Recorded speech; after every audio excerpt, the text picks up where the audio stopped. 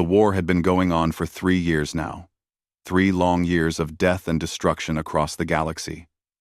Admiral John Hayes stood on the bridge of his ship, the Defiant, and watched the stars outside.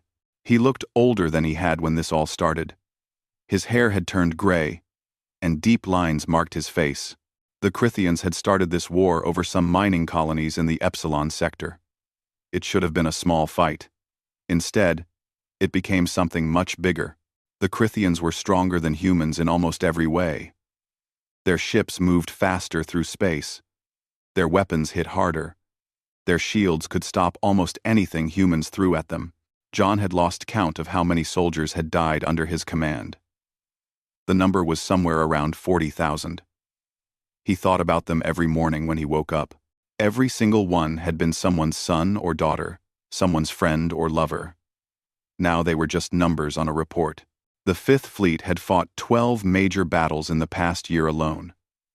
They won 3 of them. Barely. The rest were either losses or draws, where both sides limped away to repair their ships. It was not the kind of war anyone could win. But humans refused to give up.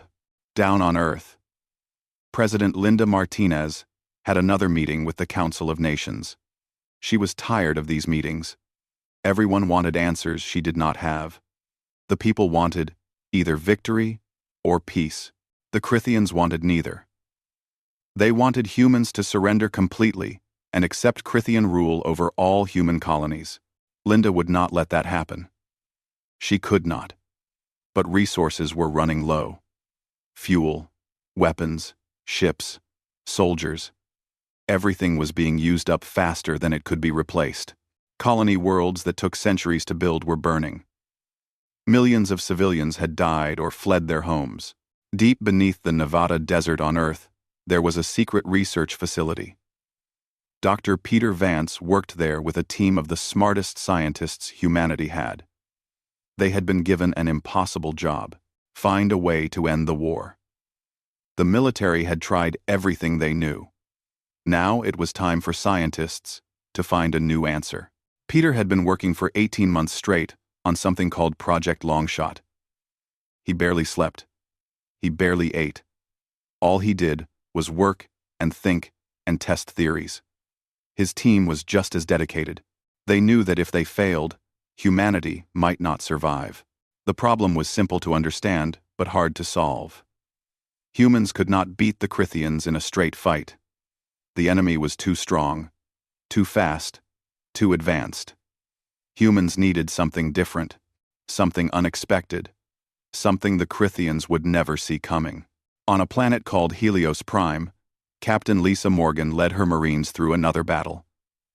They fought from building to building, street to street. The Crithians were tough fighters. They did not retreat easily. Every piece of ground cost human lives. Lisa had been a Marine for 8 years. She joined because she wanted to protect people.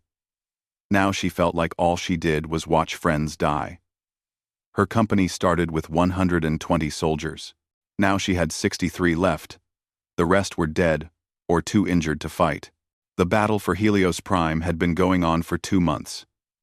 Even if her side won here, there were 10 more planets waiting, 20 more battles, 100 more. The war felt endless, like fighting against the ocean tide. No matter how hard you pushed, it just kept coming back. Back on the Defiant, John received a message from command. The Crithians were gathering their fleet near Proxima Station. That was humanity's biggest military base outside the solar system. If Proxima fell, Earth would be next. John called his officers together for a meeting. Commander Rick Palmer brought the latest intelligence reports. The news was bad. The Crithians had assembled over 2,000 ships. The Fifth Fleet had 400. The math was simple and terrible. Rick laid out the tactical situation. They could slow the Crithians down for maybe 2 weeks. That was the best case. 2 weeks before enemy ships reached Earth itself. 2 weeks to find a miracle. In Nevada, Peter made a discovery. He had been studying Crithian prisoners, trying to understand how they thought and communicated. What he found changed everything. The Crythians were not like humans. Their brains were all connected through something like a quantum network. Every Crythian could share thoughts and memories with every other Crythian instantly, no matter how far apart they were. This made them incredibly good at working together in battle. They coordinated perfectly because they were all thinking as one mind. But Peter realized something important. This connection was also a weakness. If you could affect one Crythian, you might be able to affect all of them at once. Peter called Major Amy Chen, who was the military officer assigned to watch over Project Longshot. He explained his discovery. Amy understood immediately what it meant. If they could access the Crythian network, they could attack every enemy soldier at the same time. But the idea made her uncomfortable. This was not like normal war. This was not about destroying ships or winning battles. This was about affecting an entire species all at once. It felt wrong somehow, even though humans were fighting for their survival. Peter worked day and night on a solution.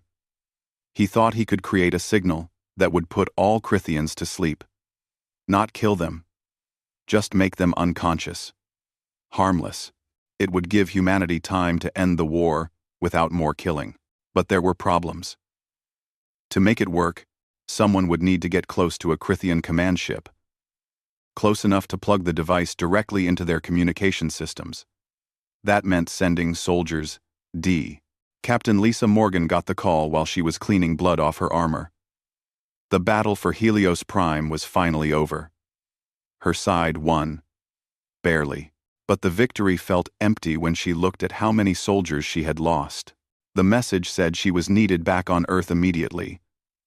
High priority. She would find out more when she arrived. Lisa gathered what was left of her company and boarded a transport ship. Whatever command wanted, it had to be important. 3 days later, she stood in a briefing room deep under the Nevada desert. Dr. Peter Vance explained his plan. Lisa listened carefully, her face showing nothing. Inside, her mind was racing. This was either brilliant or crazy, maybe both. The plan required a team to board a Crythian command ship in the middle of battle. They would need to fight their way to the communications center and install Peter's device directly into the enemy systems.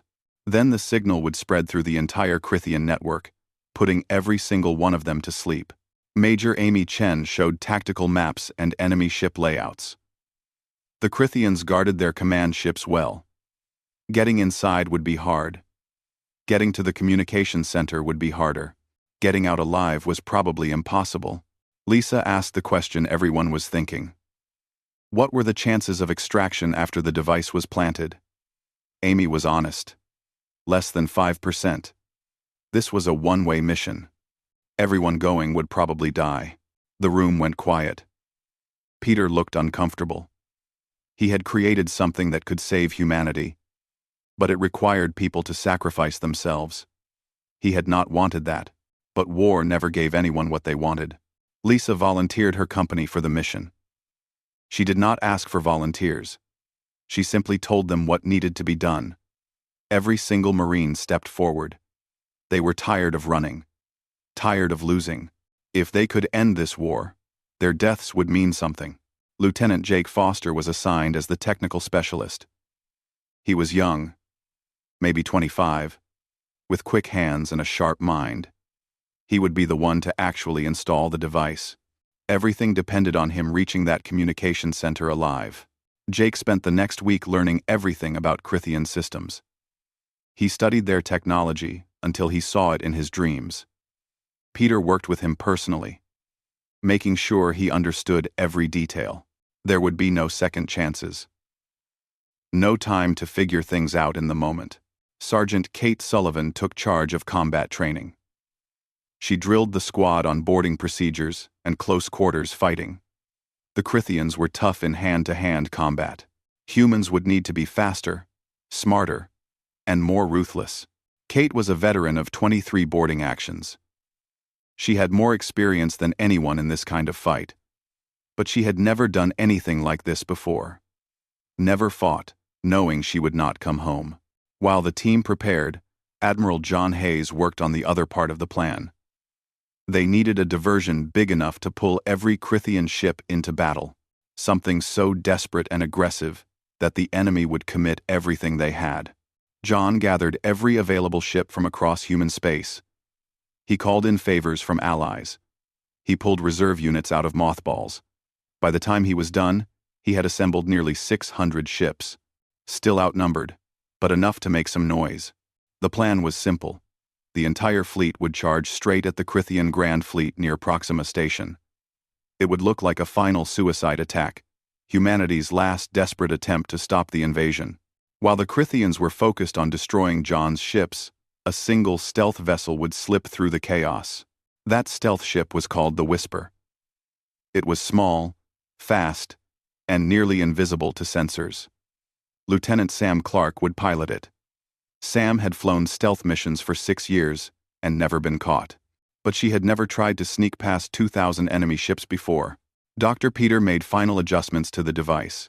It was small, about the size of a lunchbox, but it contained technology that took him 18 months to develop. Inside were quantum processors and specialized signal generators that could hijack the Crithian neural network. Peter added one important feature: a timer.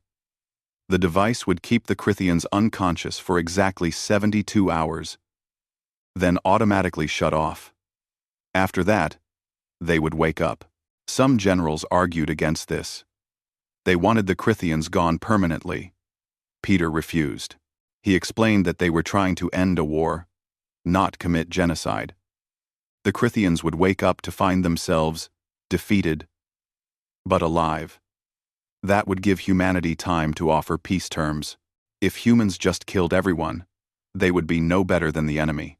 President Linda Martinez supported Peter's decision. She knew some people would be angry. They wanted revenge for 3 years of death and destruction. But Linda believed humanity had to be better than that. They had to prove they deserved to survive.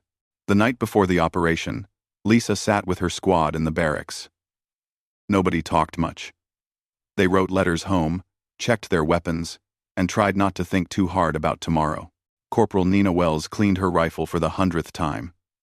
Private Danny Burke listened to music on old headphones. Lieutenant Colonel Greg Mitchell came to see Lisa before lights out. Greg had been her commanding officer for 4 years. He taught her almost everything she knew about being a leader. Now he struggled to find words. He told her she was the bravest person he ever knew. Lisa shook her head. She said she was not brave. She was just tired. Tired of fighting. Tired of losing friends. Tired of this endless war. If dying could end it, then dying was not so hard. Greg wanted to tell her that she would make it back. That everything would be fine. But they both knew he would be lying. So, instead, he just shook her hand and wished her good hunting. Jake Foster could not sleep that night. He lay in his bunk and stared at the ceiling. He thought about his family back on Earth. His mom and dad. His little sister. They did not know what he was about to do. They thought he was just another technician working on some project. He could not tell them the truth. Could not say goodbye. In his quarters on the Defiant, Admiral John Hayes reviewed the battle plan one last time. The numbers still looked bad. He would lose a lot of ships tomorrow. A lot of good people would die creating the diversion. But if it worked, if Lisa's team succeeded, then those deaths would end the war. John poured himself a drink and looked at photos on his desk. His crew, from the old days, before the war, most of them were dead now. He would probably join them tomorrow. But that was all right. He had lived long enough, done his duty. If this was the end, at least it meant something. President Martinez addressed the nation that evening. She did not tell them about Operation Longshot. That had to stay secret. But she told them that something important was about to happen. She asked them to hope, to pray, to believe in the brave men and women fighting for humanity's future. People watched from their homes and wondered what she meant. Some were afraid. Others felt a strange sense of anticipation. Something was coming. Something big. They could feel it in the air like electricity before a storm. The Fifth Fleet arrived at Proxima Station at dawn. Admiral John Hayes looked at his tactical display and saw the Crithian Grand Fleet waiting. Over 2,000 enemy ships arranged in perfect formation. They looked like a wall of steel and death floating in space. John opened a channel to all ships in his fleet. His voice was calm and steady. He told them what they already knew. Today would be their last battle. Most of them would not survive. But they would fight anyway, because that was what humans did. They never gave up. Even when they should. The fleet captains responded one by one. They were ready. They understood what had to be done. Some made jokes to hide their fear. Others stayed silent. All of them prepared to die. At exactly 6 in the morning, the Fifth Fleet charged forward. 600 human ships accelerating toward 2,000 Crithian vessels. It looked like suicide. It was supposed to look like suicide. The Crithians had to believe this was humanity's final desperate attack. The Crithian commander saw the humans coming and smiled. This was it. The moment they had been waiting for. The humans were throwing everything at them in one last foolish charge. After this, the path to Earth would be clear. He ordered all ships to engage. Every Crithian vessel opened fire. Space lit up with weapons fire. Missiles, lasers, plasma bolts. Everything the Crithians had. The human ships flew into that storm of death without hesitation. The first human ship died within 30 seconds. Then another. And another. Explosions bloomed across the battlefield like terrible flowers. But the humans kept coming. They fired back with everything they had. Ships on both sides began to fall. While this was happening, the Whisper slipped past the edge of the battlefield. Lieutenant Sam Clark flew the small stealth ship through debris and weapons fire with incredible skill. Explosions happened all around them, but she navigated through like threading a needle. Inside the Whisper, Captain Lisa Morgan and her team prepared for boarding. They checked weapons and armor one final time. Jake Foster held the device carefully in his pack. Everything they had trained for came down to the next few hours. The Whisper approached the Crithian flagship, the Eclipse. It was a massive ship, easily 10 times the size of any human vessel. Its shields glowed with power. Its weapons tore through human ships in the distance. This was the heart of Crithian command. Sam found a weak point in the shields, a place where the energy fluctuated slightly. She timed her approach perfectly and slipped through. The Whisper, attached to the Eclipse's hull, like a tick on a dog. Magnetic clamps locked into place. They were in. Lisa's team moved fast. They cut through the hull with plasma torches and poured into the Crithian ship. Alarms immediately started blaring.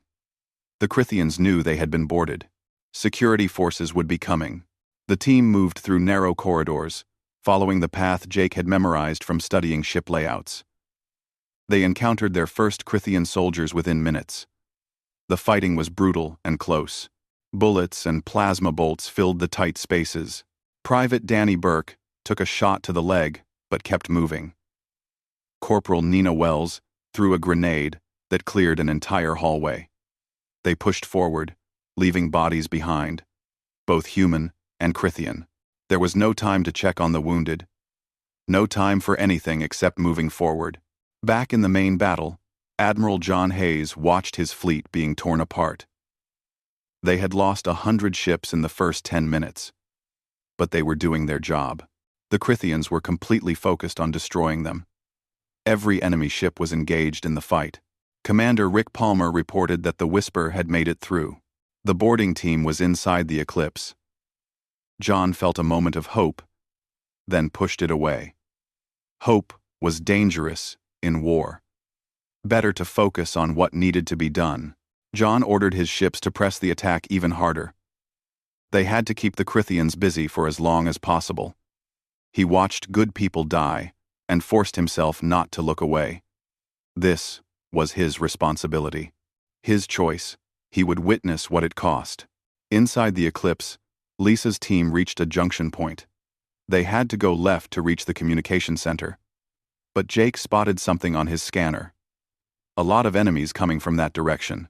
Too many to fight through. Kate Sullivan made a quick decision. She would take half the squad and create a diversion. Lead the Crithians away from the real target. It would probably get them killed, but it would give Lisa and Jake a chance. Lisa wanted to argue, but there was no time. Kate was already moving, taking Danny and 4 others with her. They ran down the right corridor, firing and shouting, making as much noise as possible.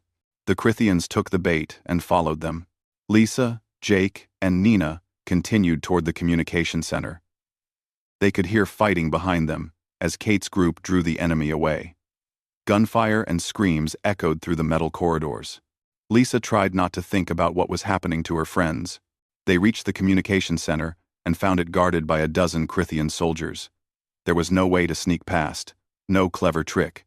Just a straight fight between them and the door they needed to get through. Nina went first, firing from the hip and moving fast. She took down 3 Crithians before they knew what hit them. Lisa was right behind her, targeting with precision. Jake stayed back, protecting the device. A plasma bolt caught Nina in the chest. She went down hard.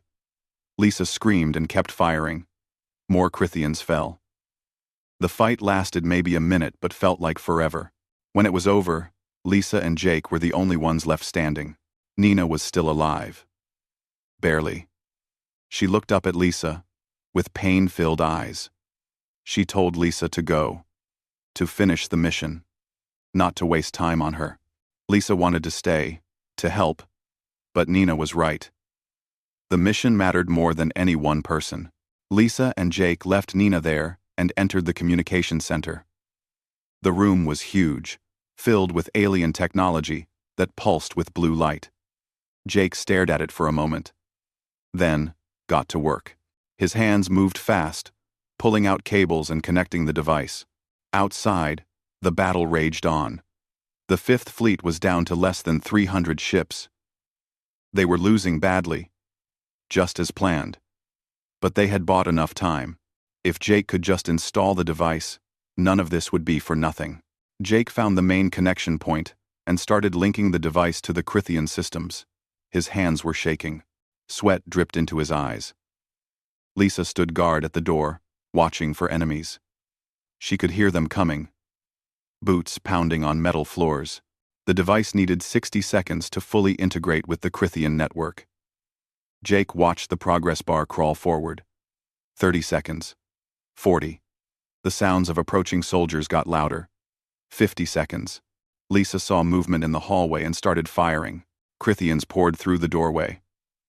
Lisa shot them down, but more kept coming. She was hit in the shoulder but kept shooting. The pain was distant. Unimportant. All that mattered was buying Jake 10 more seconds. 5 more seconds. The device beeped. Installation complete. Jake activated it, and the small box began to hum with power. He turned to tell Lisa it was done, but she was on the ground, hit multiple times. More Crithians were coming through the door. Jake pulled his sidearm and fired. But he was not a soldier. His shots went wide. A Crithian raised its weapon to finish him. Jake closed his eyes and waited for the end. Then everything stopped.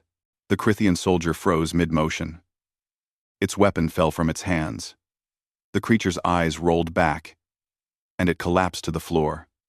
Behind it, more Crithians were falling like puppets, with cut strings. Jake stared in disbelief. It worked. The device actually worked. The signal was spreading. Through Admiral John Hayes sat on his command chair and tried to understand what he was seeing. Every single red contact on his tactical display had gone dark. 2,000 Crithian ships just floating in space, doing nothing. It was impossible. Yet, it was happening. Commander Rick Palmer was the first to speak. His voice shook when he asked what they should do. John did not have an answer. In 30 years of military service, he had never seen anything like this. Enemy ships that simply stopped fighting. Reports came in from across the fleet. Crithian vessels were not responding to any communications. They were not firing, not moving, just drifting. Some human ships approached cautiously, expecting a trap. But there was no trap. The Crithians were really and truly stopped. John ordered a boarding party to check one of the enemy destroyers. The Marines reported back within an hour. Every Crithian on the ship was unconscious. Not dead, just sleeping.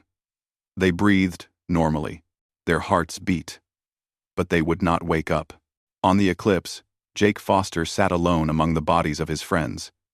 He had tried to help Lisa, but she was already gone. Kate Sullivan and her diversion team never came back. Nina Wells died from her wounds while Jake worked on the device. He was the only one left. Jake activated his radio and contacted the Whisper. Sam Clark was still attached to the Eclipse's hull, waiting. She was shocked to hear his voice. She thought everyone was dead. Jake told her to come get him. He was ready to leave this place. But first, he walked through the Crithian ship. He saw enemy soldiers collapsed on the floors. They looked peaceful, almost like children sleeping. These were the beings that killed his friends, that destroyed human worlds. Now, they were helpless. Jake could have killed them. He had enough grenades to blow up the communication center and half the ship. Nobody would blame him. But he thought about Dr. Peter Vance and the choice he made, to show mercy even to enemies. Jake left the Crithians alive and headed for extraction. On Earth, President Linda Martinez received the report from Proxima Station. At first, she did not believe it. She made them repeat the information 3 times. The Crithians were unconscious. All of them. Everywhere. The war was over. She sat down heavily in her chair. For 3 years, she carried the weight of this war on her shoulders. The decisions that killed people. The compromises that saved others. Now it was done. They won. But victory felt strange and hollow. Linda called Dr. Peter Vance to the White House. When he arrived, she did not know whether to thank him or curse him. He had created something that saved humanity. But the cost was high. Lisa Morgan and her team died making it work. Thousands of fleet personnel died in the diversion battle. Peter looked tired and old. He told Linda that he never wanted to create weapons. He was a scientist. He studied quantum mechanics because it was beautiful and interesting. But war changed everything. War made scientists into killers, whether they pulled triggers or not. Linda understood. She told him that he did what needed to be done. That humanity survived because of him. Peter nodded but did not look comforted. Some victories felt like losses. Across human space, people celebrated. The war was over. No more bombing raids. No more sons and daughters coming home in coffins. Families could rebuild. Children could grow up without fear.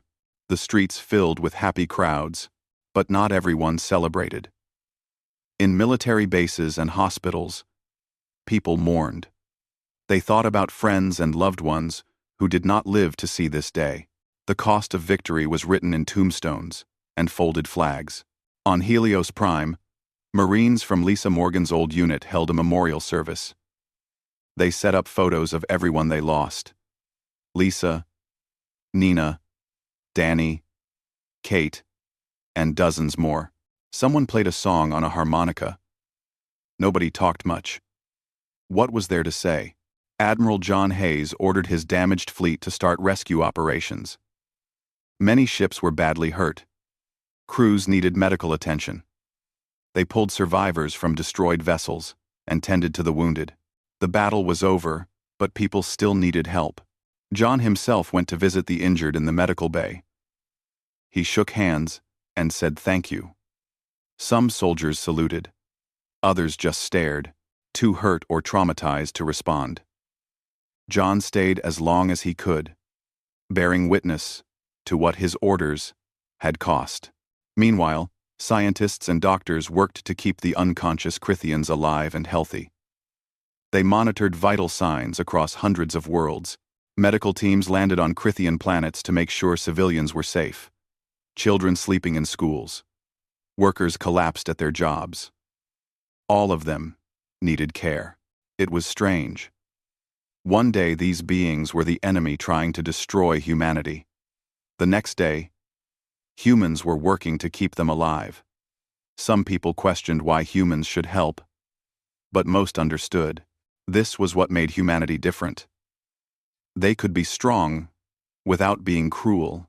Dr. Peter Vance supervised the medical efforts personally. He set up monitoring systems to track the signal strength. The device was programmed to keep the Crithians unconscious for 72 hours.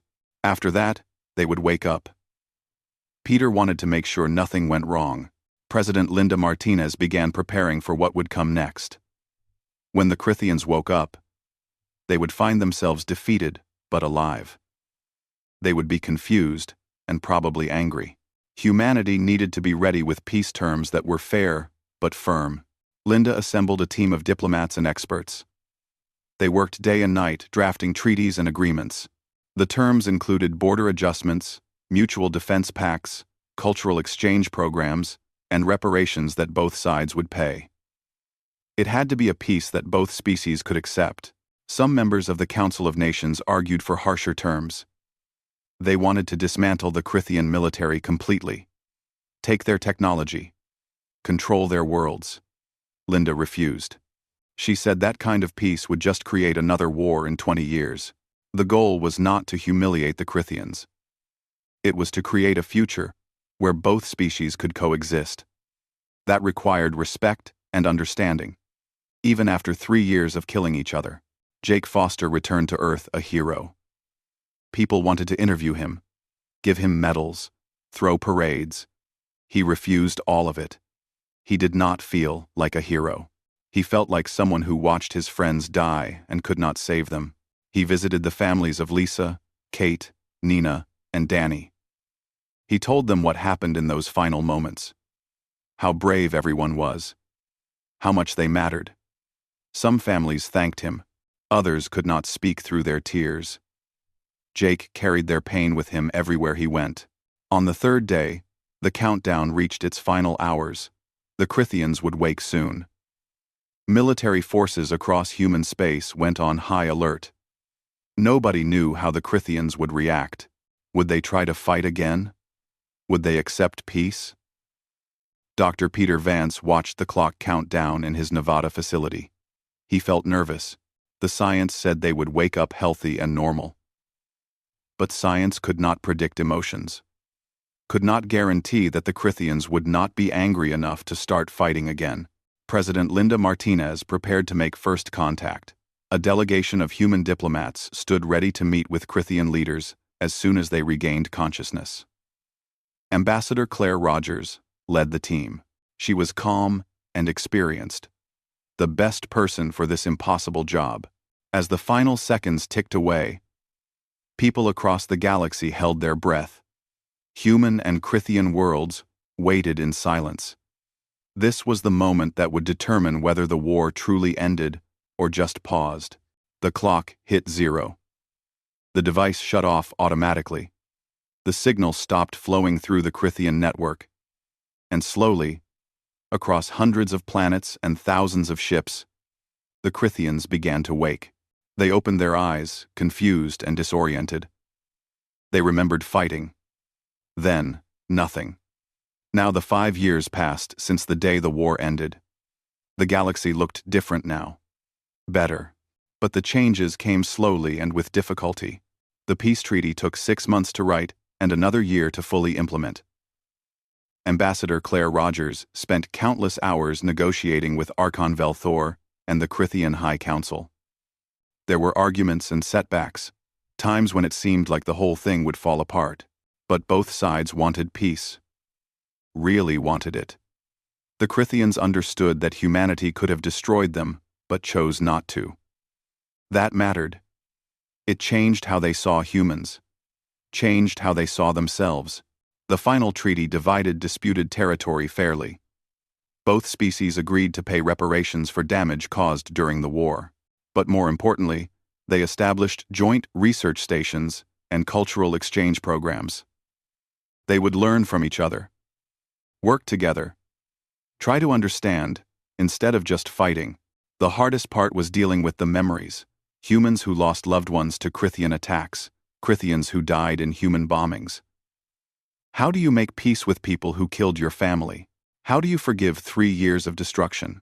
President Linda Martinez addressed these concerns in a speech that became famous. She said that peace did not mean forgetting. It meant choosing to build something new despite the pain. The dead could not come back, but the living could honor them by creating a future worth having. Admiral John Hayes retired from military service 1 year after the war ended. He was 58 years old and looked 70. The stress and trauma had aged him badly. He wrote a book about his experiences, trying to make sense of everything that happened. In his book, John wrote about the Fifth Fleet's final battle, about watching good ships and brave people die to create a diversion. He wrote that he would carry those deaths with him forever. But he also wrote that they were not meaningless. Those deaths bought time for a better world. The book became required reading at military academies, both human and Crythian. Officers from both species studied it to understand the cost of war, to remember why peace mattered so much. Dr. Peter Vance never went back to pure research. He felt responsible for how his creation was used, even though it saved humanity. Instead, he helped establish the Joint Human-Crythian Research Station above a planet called Nova Terra. The station became a symbol of the new relationship between species. Scientists from both civilizations worked side by side, sharing knowledge and ideas. They studied everything from quantum mechanics to biology to art, learning from each other's different perspectives. Peter worked mostly with young Crythian scientists. He taught them human approaches to problem solving. They taught him how their quantum network let them collaborate in ways humans never could. Together, they made discoveries neither species could have made alone. One day, a young Crythian named Velshin asked Peter about the device, about how it felt to create something that defeated an entire species. Peter was quiet for a long time before answering. He said it felt terrible and necessary at the same time, that he would rather have found a way to end the war without any deaths. But war does not give you clean choices. Velshin understood. She had lost family in the war too. She said that in Crythian culture, Peter would be honored as both a warrior and a peacemaker, someone who was strong enough to win but wise enough to show mercy. Peter thanked her, but did not feel he deserved such praise. Jake Foster struggled the most with peace. He survived when all his friends died. He carried that guilt like a physical weight. For 2 years, he barely left his apartment. He could not sleep without seeing Lisa Morgan's face, Kate Sullivan's last charge, Nina Wells bleeding on the floor. A therapist finally convinced him to visit the memorial site on Proxima Station. There was a wall there with 10,000 names carved into metal. Every person who died in the final battle. Jake spent hours finding the names he knew, touching them, saying goodbye properly. Other veterans were there doing the same thing. They started talking to each other, sharing stories about friends they lost. It helped to know he was not alone in his pain, that others understood what it felt like to survive when you should have died. Jake eventually started speaking at schools about his experiences. He told young people about the reality of war, how it was not glorious or exciting, how victory came with a cost that never stopped hurting. But he also talked about why his friends fought, about the future they died to protect. One day after a speech, a Crythian student approached him. She was maybe 15 years old. She told Jake that she was unconscious during the war, but her parents told her what happened. She wanted to thank him for letting her people live, for choosing mercy. Jake did not know what to say. He told her that he was just following orders, just doing his job. The girl shook her head. She said that choosing to show mercy was never just following orders. It was deciding what kind of person you wanted to be. Jake thought about that for a long time. The memorial for Lisa Morgan's team was built on Earth, in a park in Washington. There were statues of all 12 Marines who boarded the Eclipse. Lisa stood in the center, looking forward with determination. The inscription below said, "They gave everything so others could have peace." Families visited the memorial every day. Children played nearby, laughing and running.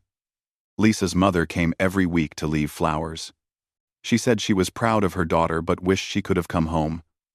That was the hard truth.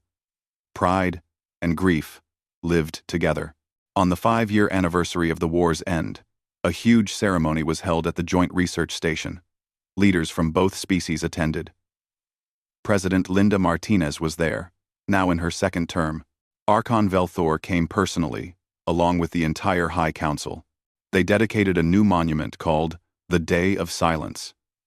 It showed a human and a Crithian standing side by side, looking toward the stars. The plaque explained what happened 5 years ago, how close both species came to destruction, how they chose a different path. Dr. Peter Vance gave a speech at the ceremony. He talked about the nature of victory. He said that humanity's greatest achievement was not the technology that won the war. It was the decision to use that power with wisdom and restraint. He explained that any species could destroy an enemy. That was easy. What was hard was defeating someone and then helping them back to their feet. Building trust with people you fought against. Creating something better than what existed before. Archon Velthor spoke next. Through a translator, he told the assembled crowd that the Crithians learned an important lesson. They thought strength meant the ability to destroy, but humans showed them that real strength meant knowing when not to destroy, when to show mercy even to enemies. He said that before the war, Crithians saw themselves as superior to other species, more advanced, more worthy. The defeat humbled them. But what changed them was not the defeat itself. It was how humans treated them after. With respect and dignity. Like equals. The Archon announced that the Crithian High Council voted to make the Day of Silence a permanent holiday. A day to remember the past and commit to the future. Both species would observe it together, not as victors and defeated, but as partners. After the speeches, people from both species mingled and talked. Some shared stories about the war. Others discussed science and culture and art. Children played together, not caring about the differences between human and Crithian. To them, it was just normal. Jake Foster attended the ceremony but stayed in the back. He was not comfortable with crowds or attention, but he watched everything carefully. He saw the young people of both species talking and laughing together, saw scientists collaborating, saw veterans from both sides shaking hands. It was not perfect. There were still tensions, people on both sides who could not let go of hate, but it was something, a real peace, built on hard work and difficult choices, the kind of peace his friends died for. Admiral John Hayes stood beside Jake at the ceremony. They had never met before, but they recognized each other instantly. Both were survivors who carried ghosts. They did not need to explain. They just stood together and watched the celebration. John said that he used to wonder if all the death was worth it. If there could have been another way. But looking at this, at young people from both species building a future together, he thought maybe there was meaning in it after all. Jake agreed. He said that Lisa and the others would like this. They did not die just to win a war. They died to make this kind of peace possible. A peace where both species could thrive. As the sun set on Nova Terra, the ceremony ended with a moment of silence. Thousands of people, human and Crithian, stood together without speaking, remembering the war, honoring the dead, committing to never let it happen again. In that silence, something important happened. Both species let go of being enemies. They were not there yet completely. Trust took time to build. But they were on the path. Dr. Peter Vance stood with his Crithian colleagues and felt something he had not felt in years. Hope. Real hope for the future. His device had put the Crithians to sleep for 3 days. But in a way, it woke both species up to new possibilities. The war lasted 3 years. Humans concluded it in a day. But building the peace took 5 years, and would take many more. That was all right. Good things required work, and time, and patience. As people left the ceremony and returned to their lives, they carried with them a simple truth. The greatest victories were not won on battlefields. They were won in moments of choice. When someone with power decided to show mercy instead of vengeance. When enemies became partners. When death gave way to life. The galaxy had learned something important. War could end in a day. But peace was built one day at a time. By people choosing to be better than their worst fears. Choosing hope over hate. Choosing the future over the past. And that choice, made every day by millions of individuals from both species, was what kept the silence from ending. What made the peace real and lasting. What turned a day of victory into a lifetime of partnership. The stars shone above Nova Terra, watching over a galaxy that finally learned to share them in peace. Ye were waking up with humans standing over them, offering water and medical care. It made no sense. On their home world, the Crithian High Council regained consciousness in their chambers. Human diplomats waited outside, ready to talk. The council members looked at each other, sharing thoughts through their network, trying to understand what had happened. Archon Velthor, the council leader, was the first to speak to the humans. He asked what happened. Ambassador Claire Rogers told him the truth. The entire story, from the device to the mission to the choice to let them live. Velthor listened carefully. His people had been defeated completely. Humanity held absolute power over them for 3 days. They could have killed every Crithian in the galaxy. Instead, they chose mercy. They kept them safe, even cared for their children and sick. This was a concept Velthor struggled to understand. In Crithian culture, victory meant domination. Defeat meant death or slavery. But humans offered neither. They offered peace, partnership, a future where both species could thrive. The Archon looked at the human ambassador for a long moment. Then he did something no Crithian had ever done before. He bowed his head in respect. The Crithian network, reaching every connected mind in the galaxy. He had done it. He crawled over to Lisa. She was barely breathing, but she was smiling. She asked if it worked. Jake told her yes. She nodded once, satisfied, and then she was gone. In space, the massive battle suddenly ended. Every Crithian ship stopped firing. They drifted, their crews unconscious. The human ships ceased fire as well, confused by what was happening. Admiral John Hayes stared at his display in shock. Across the galaxy, on every Crithian world and ship, the same thing happened. Billions of Crithians simply fell asleep at the exact same moment. Soldiers dropped their weapons. Pilots slumped over their controls. Civilians collapsed where they stood. The quantum network that made them so powerful in battle had become their downfall. One signal, spreading at the speed of thought, reached every single member of their species in less than a heartbeat. The war that lasted 3 years ended in a day. Not with a bang, but with silence. In the Nevada facility, Dr. Peter Vance checked the device one final time. All systems showed green. It would work. He was sure of it. The science was solid, but science could not account for luck, for chaos, for all the things that went wrong in war. He handed the device to Jake Foster and tried to look confident. The team boarded the Whisper just after midnight. Sam Clark ran through pre-flight checks, while the Marines loaded weapons and equipment. Everything had to be perfect. No mistakes. No second chances. As the Whisper prepared to launch, Lisa looked at her squad one last time. These people had become family over the past 3 years. They fought together, bled together, and now they would die together. But they would die doing something that mattered, something that would be remembered. The launch doors opened.